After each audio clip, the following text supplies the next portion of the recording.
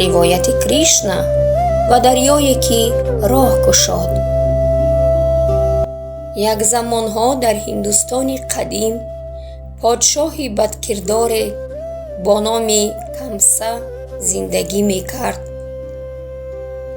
ӯ аз як пешгӯӣ хеле тарсид. ба ӯ гуфтанд ки фарзанди хоҳараш як рӯз ӯро мағлуб мекунад. аз ҳамин сабаб ӯ хоҳараш деваки ва шавҳараш васудеваро ба зиндон андохт. ҳар боре ки онҳо соҳиби фарзанд мешуданд, камсаи бераҳм онҳоро аз байн мебурд, то пешгӯӣ амалӣ нашавад. як шаби торик ва боронӣ кӯдаки зебое ба дунё омад. ин кӯдак кришна буд. ӯ мисли нур медурахшид. ногоҳ воқеаи аҷибе рӯй дод.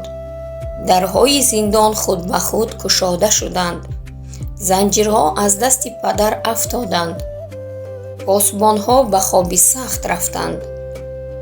падар васудева фаҳмид ки бояд кӯдакро наҷот диҳад. ӯ кришнаро ба сабад гузошт ва аз зиндон баромад. борон сахт меборид, вале ӯ пеш мерафт.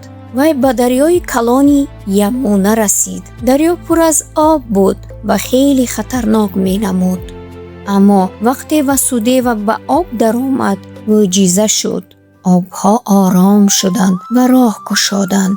боз мори калон бо номи шешанега аз осмон омад ва болои кӯдак соя кард, то ӯ тар нашавад. васудева бехатар аз об гузашт. ӯ ба деҳаи ороми гокул расид. ба хонае даромад ки дар он зане бо номи яшода кӯдаки навзод дошт. васудева бо дили пур аз дард кӯдаки худро гузошт ва духтари навзодро гирифт. пас аз он васудева ба зиндон баргашт. ҳама чиз мисли пешина шуд, аммо як чизи дигар шуд. кӯдаки наҷотдиҳандаи одамон аз марг наҷот ёфт ва ин кӯдак як рӯз тамоми мардумро аз бадии подшоҳи золим камса халос кард.